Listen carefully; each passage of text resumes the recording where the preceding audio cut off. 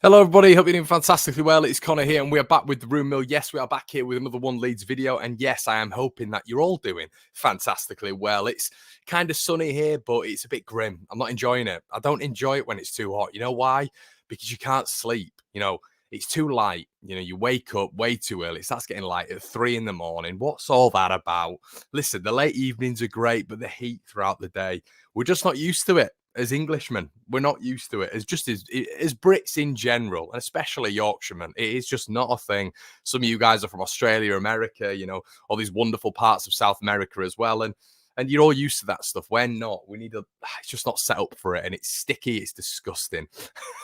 Anyway, a little bit of a rant there. So, listen, we're back here with the Rumour Mill. Before we start, everybody, please make sure you check out the latest Patreon video. Well worth it. Probably the best one I've done.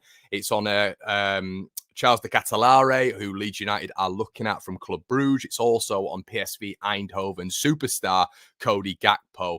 Both sourced by very, very good sources as the potential replacements for Rafinha. So I would encourage you to go check those two out. And as I say, guys, I try put 2 posts a week on the Patreon suggested by you guys. And this was a suggestion. So make sure you go check out. But without any further ado, let's get on with it. Phil Hay on his show has been talking about Leeds United potentially getting a new goalkeeper, an experienced goalkeeper. Phil has said that that he has a feeling that Leeds United are going to go out there and bring in a new experienced goalkeeper. And that it's absolutely essential. It's absolutely essential. You're even getting the top 4 clubs doing it. You look at Spurs going out and get Fraser Forster, a couple of seasons ago when Man United went out and got Lee Grant. You have to have, a lot of teams in the Premier League have 3 goalkeepers.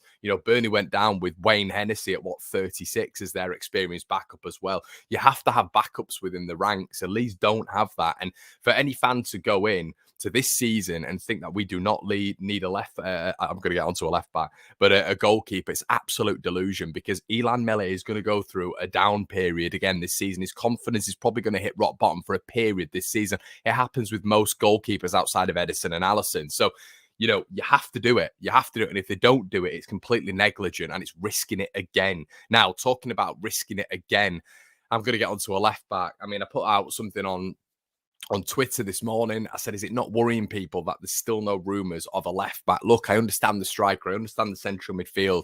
I even understand the experienced goalkeeper, but no left back is just... Listen, if we're going to a back 3, fantastic, because then you've got the option of Junior Firpo in his preferred position, which is a left wing back. But then you've also got the option of Jack Harrison as left wing back. It means that we're going to have to move parts a little bit, but it looks like Leeds, as opposed to bringing in wingers, are going to be looking at attacking midfielders as well as central midfielders, which is great. So it's almost like we're bringing in players, obviously, to fit the system. So if we were to go to 3 at the back, you can do that in a narrow system. So then you could deploy Charlie Cresswell, Robin Koch, Pascal Strauch in a really solid back 3. And then you could have Jack Harrison at left wing back. Then you could have Rasmus Christensen as right wing back as well. So right wing back, left wing back. That'd be great. I don't mind that. And then you've got a central spine going forward as well, not utilising wingers. And maybe in possession, we're going to see that. But I'm a little bit worried if we stick to the traditional 4-3-3, that we're not going to bring in a left back again. It's going to be like summer's gone, where you've gone into the season and thought, yeah, Leeds have done good business, kind of, but we have missed out here, and we have felt that before. In the Championship it was a striker. In the Premier League it's been a central midfielder. We can't go in again and just neglect another glaringly obvious position. Stuart Dallas wasn't good enough for the Premier League at left back, neither was Luke Ayling. Those both need to be replaced and upped in quality. So Rasmus has come in, but we need another left back. We need a good left back. The left back isn't as important in a Jesse Marsh system. It's not. The profile is a little bit more basic. So you can go out there, buy a good standard left back who's going to, chalk up numbers in the division and be decent for Leeds United. That's all we need. But relying on Leo Yelder and Dallas coming back and Firpo, it's not. If we're talking about top 10 Leeds United, if we're talking about top 8 Leeds United, what are we doing? And I know we can't do it all in one window. I get that. But if we're looking to finish anything above 16th, getting those fullbacks sorted is an absolute must, because fullbacks in this division, in my opinion, it's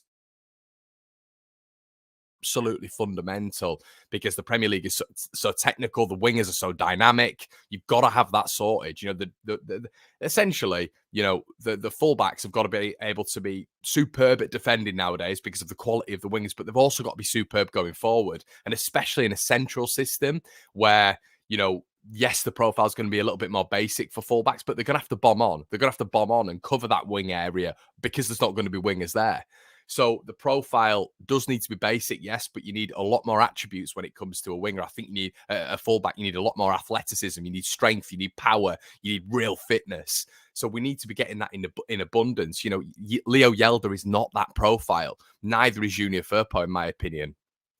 I think the only hope for Junior Firpo is if we go to a back three, but I don't think that's going to happen. Okay, everybody, some Rafinha chat anyway. And they're starting to really knock me off now because this morning, allegedly, according to some really good sources, they've put a bid in for Lewandowski. So just chalk them off. I'm sick of them stringing us along. They string everyone along, you know, even at the minute. And I hate to say it, but they're stringing Man United along. I understand they want to get the large amount for Frankie de Jong. I get that. But now there's rumours that they're wanting 95 to 100 million for him. He's not worth that. You know what I mean? So they're stringing everyone along. Looks like they're putting a lot of money into the Ousmane Dembele deal as well, where his wages are going to be sky high. Don't know where all this money's coming from. They can't register Christensen. They can't register Kessie. I don't know what's going on there, but it looks like now they've decided to switch the ante because they can't afford Rafinha, and now they're going towards Lewandowski. Lewandowski, apparently they're putting in a bid for 40 million euros, which was allegedly the fee for Rafinha. So they've literally just completely switched. I don't know what's going on there. I don't know why they wouldn't go for Rafinha. I'm not touting him out, but this is a guy who would be unbelievable at the Nou Camp. He clearly wants to go there. And if they fronted up the money, I'd want that for Rafinha because he's done wonders for us. He'd be in a different division. We wouldn't be facing him week in, week out. Both parties would be relatively happy. I mean, I'd never be relatively happy to let him go, but it is what it is. But now if you bring in Lewandowski, you know, if you bring in maybe a couple of others on the cheaper price, on the cheaper, you know, transfer fee in this window, which somehow they're able to do all the time. I don't understand that. Barcelona rules above all. If they're able to, they're not going to be able to afford Rafinha, and they're probably not going to be able to afford Rafinha in January when his World Cup has sent him through the roof. Now, do I care that Rafinha doesn't go to Barcelona? No, I care for him. That's it, because I know he wants that move and I think he deserves it. But at the end of the day, if he doesn't go to Barcelona, I don't care. The thing what's frustrating me about it is Deco. Deco's really frustrating me about. He's meeting the representatives behind closed doors. He's constantly speaking to Laporta, the chairman, and I understand that he wants to go to Barcelona and he's clearly going to be getting frustrated. There's a contract agreement in place and now they're pissing around and going for Lewandowski. I understand he's a different target. I get that. I get you've got to be working on multiple targets, but they've said that they don't have enough money to afford Rafinha. Rafinha was knocked off when Rent sold him to Leeds United for 17 million. They're talking about 35 million euros here, which is about 28 million quid going to Barca, and they won't up the fee. They're just trying to get Laporta to come to England and talk Victor Orta down, and then they're trying to get Deco to try and manipulate the situation. Well, I'm sorry, Deco, it's not all about you, mate. And you do wonder if Rafinha's just going to ring him up at some point and say, right, get me a move. I'm sick of this lot. They're absolute clowns.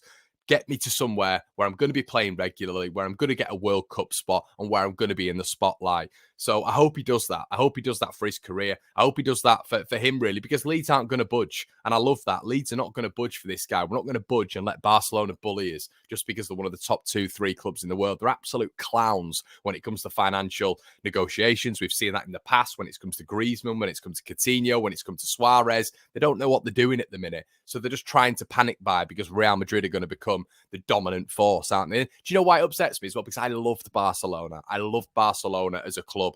The Super League's really turned me off. And listen, it's turned me off with Real Madrid. Of course it has. But how they've gone about this is just a joke. They think because they're Barcelona, they can do what they want. They can lowball clubs. And I know Arsenal have done that, but you know Arsenal are going to come in with a bigger bid. Barcelona are just going to piss around until the end, manipulate Rafinha, hope that Deco manipulates Rafinha, hope that Laporta gets involved. Starts mentioning Ronaldinho, Rivaldo, Ronaldo. Probably get one of those boys to ring him up and try and convince him. But then ultimately, at the end of the day, there's only one club that misses out, and it's Leeds because of the financial package. So, you know, V's up to you, Barcelona. You know, V's up. I'm absolutely sick of them.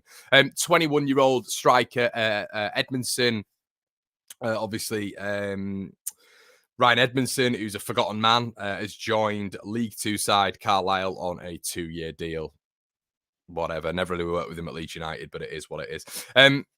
Yeah, so Otavio, we spoke about Otavio yesterday. Allegedly, Liverpool are going to be pressing the action to sign Otavio, but Porto are in absolutely no rush. They've acquired a fee for Fabio Silva from Arsenal. They've also acquired a fee for Luis Diaz. Now, allegedly in January from Liverpool. So allegedly, Leeds United it, and Porto are in I mean, they are literally in profit central right now. They don't have to do anything. So Otavio is a prized asset. He's in the prime of his career, 27 years of age. He's been excellent in terms of assists this season. His profile is probably as sort of the best it has been. So, yeah, I mean, this could be a problem for Leeds United. Apparently, Barcelona as well are interested in Otavio and are willing to spend money on him as well. So, yeah, Clown Salona, that's what we'll start calling them. But yeah, it's going to be interesting to see what happens, everybody. But I think it's more just chit chat today, and the goalkeeper stuff for me is preferential. The left back, they've got to go out and get a left back. If they don't do that, we're going to be going into the season void. Now, the problem is the left back isn't a glamorous position. It's not a striker. It's not a winger. So Leeds fans are seemingly, some Leeds fans anyway, are seemingly not sort of seeing its importance. It's massively important. If we don't get a left back, we're in serious trouble. We are in serious trouble because there's too many good technical wingers, dynamic, fluid wingers in this division who can just expose you so easily. So yeah, we'll have to wait and see on that one. Let me know what you think about Barcelona's transfer policy. Let me know what you think about Darren Randolph as well, who apparently, according to Phil Hay, Leeds United looked at in January but didn't decide to do it. Once again, absolutely bizarre why they didn't do that. I feel it could have been a little bit easier for Meslier in the running, but, you know, it is what it is. Let me know what you think in the comment section below, guys. Have a great day.